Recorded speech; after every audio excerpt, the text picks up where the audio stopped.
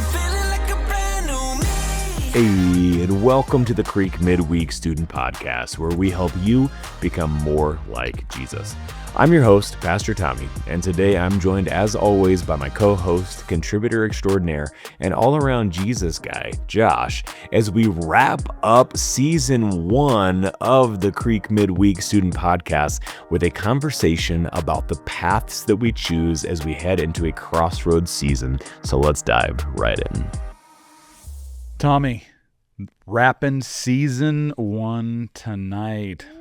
How does that feel? One whole season down. Feels really good. Yeah. It's fun. How's it feel for you?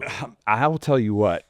So the average number of podcasts that people make it through is 12. And we're at like 30 some odd or whatever. Wow. And the week after week after week, being able to sit here with you, with the other speakers and some of our students and all that, if you go back and look, like take the journey, it's been a ride. It's been so fun. Yeah, I know. I think bringing some students on was a really fun part of this journey. To think about like where it came from when we were recording in our student office for the very first episode that's out there, is like this pilot episode essentially, and to where we are now. It's been a fun journey. It's for sure. Yeah.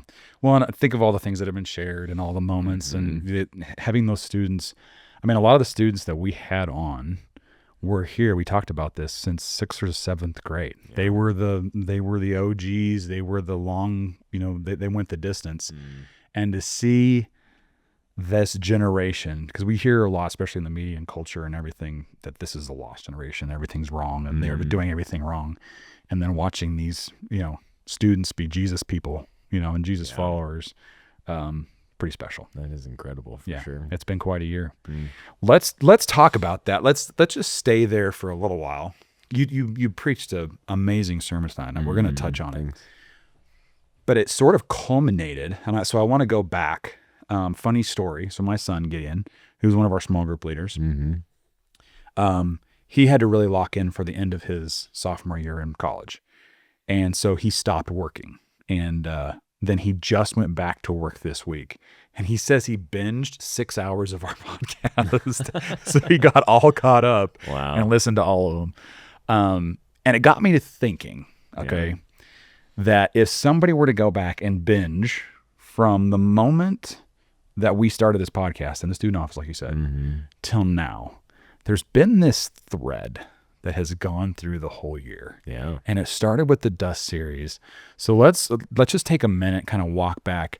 How do you prepare for a sermon that you just gave in the context of wrapping up an entire year, starting with being a Jesus follower, getting the dust of our rabbi on us because we're walking so closely with him? So tonight was a unique night in our student ministry because it was preview night. So we have in 6th grade, those incoming 5th graders now that will be 6th graders in the fall, which includes my daughter, by the way. So tonight was the first CREEK of Lainey Drew Cummins, her lifetime as a student. So that was wild. But then in high school, where I preached this message, we also had our 8th graders coming in. It's a fun night because we have our 8th graders that are going to be 9th graders in the fall come in to get a preview of what high school is like, which in some level, they're like, oh, I kind of know the flavor of this. And yet it's still a little bit different vibe in high school than it is in middle school.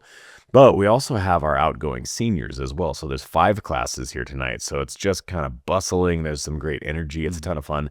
But in thinking through, okay, if I have both ends of that spectrum, what do I want to leave them with? And so it naturally led to this idea of this crossroads verse that I talked about. It's also a verse that has just been hitting me hard for the past several months. Prior to ever thinking about this sermon, it's just one of my own memory verses that has been really impactful, and I've been just sitting with it a lot. And so I think it came out of kind of my own time with Jesus, certainly. But then it's like, oh, that makes sense that as we have incoming 8th graders, as we have outgrowing seniors, as we have students that are all going into summer, this concept of crossroads and choosing a path, and the path that God is calling us to versus being able to say, like Judah in this passage, saying like, no, but that's not the path that we want. But then it so quickly became, well, it works so perfectly, and the Holy Spirit always does, obviously, as he orchestrates these things. But to think back, well, we started this entire school year with this concept of dust. Yeah. As you just said, getting covered in the dust of our rabbi, following after him so closely that we're spending so much time with him that we're just constantly covered by the dust that he kicks up from the road. To then circle back, that has been a through line all year long. We constantly keep coming back to that in every series and every podcast. And so it really was kind of like this bow on the package of, great, let's circle back to literally the very first Sunday of the year as we started establishing this. You already know all the concepts that we're talking about. Now it really is just like, great, we just spent an entire year presenting our case essentially of why we should be living this kind of life. You're about to head into summer where you're going to have a bunch of extra time. Some people are busier during the summer in different ways. And yet it's a natural crossroads. Which path am I going to choose? Yeah. Let's park there. And we're going to make this a Cummins family podcast. You ready for this? Okay. So here's what's crazy as you're talking about this. So my daughter is, she graduated. She was one of our seniors this year. She just graduated. They finished the legacy night last week, and she's done with the Creek. My son, who has been a small group leader, this was his last small group leader because he's going off to college and won't be able to make it back. At the same time, okay, so Lainey's coming up, your daughter's coming up into the Creek. So we have, on one side of the spectrum, we have kids going out. The other side of the spectrum, young kids coming in. So I was having a conversation with your lovely bride this evening as well. And she made this comment, and it came to mind as you said what you just said. That's actually the job that that the Creek is doing, that the youth group is doing. It is to take a student and from the very, very beginning and say, you're about to walk and get the dust of the rabbi on you. Take them through this process for years upon years. As they go through, they're equipped, they're ready, they learn about Jesus, they find strength in their faith. You teach the apologetics in the and senior nights when they become a senior. There's all these things that we do to equip them. And then the student exits and they go off to be planted somewhere else, in the kingdom of God. That's a crazy process. Like if you think about it. And so the message that you spoke tonight, all through all of those years, from the Laney's age to the Lexi's age, as they go through, they're facing crossroads, not just one time. Oh, constantly. Yeah. It's crossroad after crossroad after crossroad. And yet that's what this ministry, that's what this process, that's what the Creek, that's what any youth group, any process that a student is go through, it's intended, and I want the students to hear this.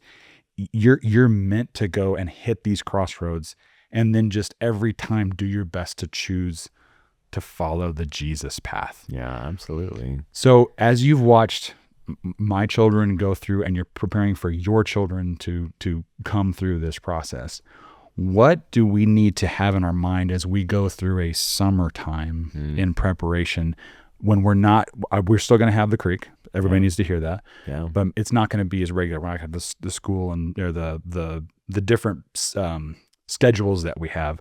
But what can we do to stay close to Jesus during this time? Yeah, I had the privilege tonight of sitting with our junior guys, and I asked them, it felt like something just wasn't clicking in the conversation at first. And so I just asked him, okay, let's look long-term, like 10 years from now. A lot of them in the room are 16 or 17. So you're 26, 27 years old. What do you want to be? Not what is your career path? Not do you want to be married, family, any of that kind of stuff, but like, what kind of a man do you want to be in 10 years? What are the descriptors? We started getting some really great words of like, I want to be a man who's vulnerable and like willing to share the hard things and to talk about my faith. A man that's strong, that's reliable, a man that's consistent, like all of these great words that started popping up. It's like, great, you're starting to catch the vision for what does that look like? Well, you hear this phrase all the time, a journey of 1,000 miles begins with a single step. Yeah. It's like you're not going to wake up one day when you're 26 or 27 and just be that. You're only going to become that you hope to be by taking the steps. And so it starts right now over the summer. If you, I shared this example in high school of if I wanted to drive to Canada, but I got on I-25 and started driving south, well, that's literally the opposite direction. That's never going to get me to Canada. Yeah. So you see the end goal of where you want to go. What's just the next right step for you to take? I think for a lot of people, a lot of the conversation in the junior guys group kept coming back around to, well, it's about the people that we're spending the most time with. Like, who am I surrounding myself with on that company, journey? Fellowship, friends, accountability, all that. Absolutely. I'm going to be like a conglomerate, an amalgam. I'm going to be basically the average of my 5 closest people that I'm spending the most time with. And so who are those people going to be this summer? That's a great place for a lot of students to start is, hey, can I keep showing up consistently at the Creek? Can I keep showing up consistently in places where people are also pursuing Jesus? Can I keep consistently be spending time with people that are wanting to grow in the same kinds of ways that I'm wanting to grow? Well, then you're a lot more likely to see the results that you want to see. I was telling one of them, I'm like, bro, you are getting jacked right now. Like, I see just like literally you're physically getting jacked. Like he's got gains in the gym right now. And, and I was like, if you constantly spent your time with guys that only ever wanted to eat Doritos and play video games, you're not getting those kinds of gains, right? Like it's just not happening. And so some of that is like, who am I spending my time with? And so I think it's a really great place to start. But then again, going all the way back to the beginning of the year, what are the rhythms that I can establish through this summer where, again, it's different. For some people, it's less busy, you have more time. Some people, it maybe feels more busy.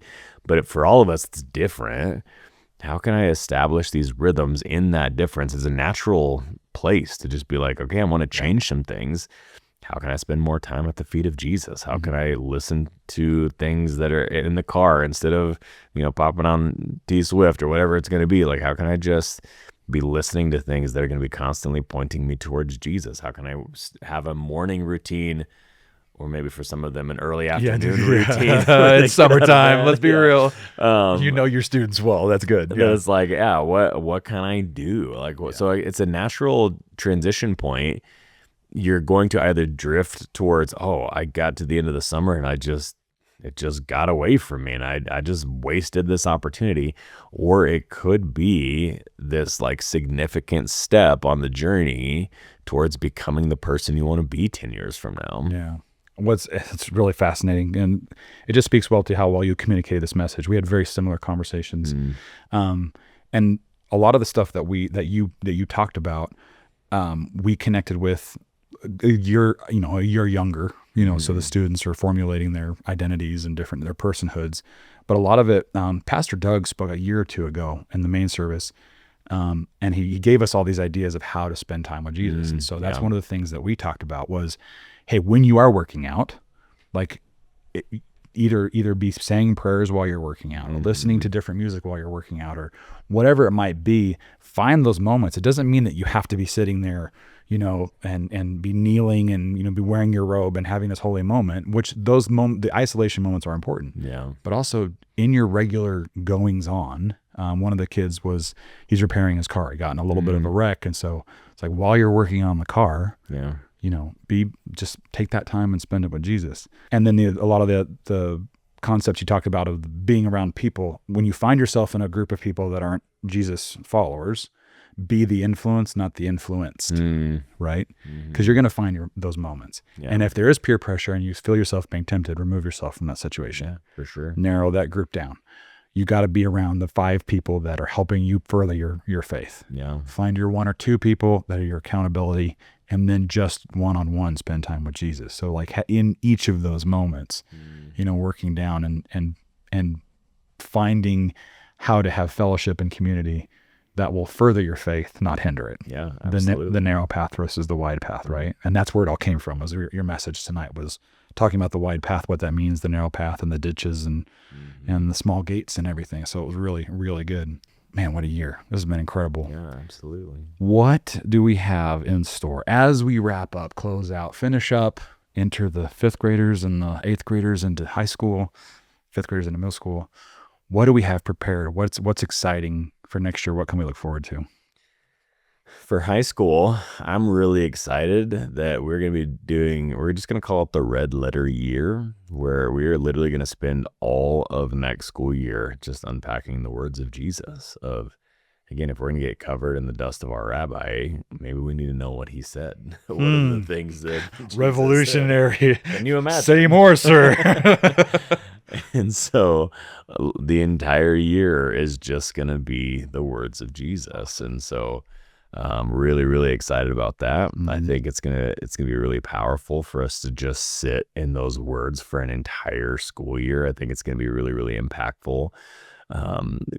Create an opportunity for like hopefully some easy on ramps, because it's like you can kind of jump in wherever, but also for those that are consistent and around, like the depth that I think this will help them to bring of just the knowledge of what does Jesus say. I think some things get attributed to Jesus or to the Bible that just aren't really there sometimes, or even get misinterpreted or whatever. The Lord helps those who help themselves. That's in the Right, Bible, and right? Jesus Yeah. said that. No, he didn't actually. But I think again, helping to get people to wherever you're at, it should be really accessible wherever you're at on that journey. So I'm really excited about that. But then obviously too, I think part of it is like we've been having some conversations even about this podcast of, okay, knowing that that's the direction that we're going, and how can we create something where, again, someone's binging it for 6 hours and it's like, yeah, hopefully they're still getting things out of it, even if it's like, I don't remember the sermons from way back then, but where maybe even more so, it's like, that is accessible regardless of when I'm listening to it. It's a little more evergreen, and trying to figure out some ways to really just kind of up our game for season 2, essentially. And so we've got some things coming. Stay tuned. Don't want to give away too much at this point. And so we're really excited. I think next year is going to be an incredible year, not only because of where God is leading us as the Creek student ministry, but how that fits into our wider church body, as well as like this is going to be the year of building. We're going to be literally building a new building or adding on to our current building, I guess. But why not also build in our faith and our life in the midst of that too? So I'm excited. Well, since we're here and we have the microphones, why don't we just build our faith and work on the pod? Yeah, do both. I like it. Absolutely. I like what you're saying. Well, hey, thanks for a great first season. Thank you for your message tonight. And as always, as our leader and pastor, thank you for all that you do for the students and changing these generations. And we'll hit it again hard for season 2. Yeah, thanks, brother. Thanks for all you have brought to making season 1 what it is. But season 2, just wait. Team us. Let's go. All right. Well, that's all for us here at the Creek midweek. Students, we cannot wait to see you back here again soonish. It might be a little longer this time. But before we go, a blessing. Students, we cannot wait to see what God continues to do as day by day we take a single step on a path that will eventually lead us to become the type of people God has designed us to be. May you take that next step with courage, with faith, and with boldness as you step into what God has for you next in this season. And may that lead you to become the type of person that God will allow his kingdom to come through you until it is in Castle Rock as it is in heaven. Amen. We'll see you back here again soon. I'm feeling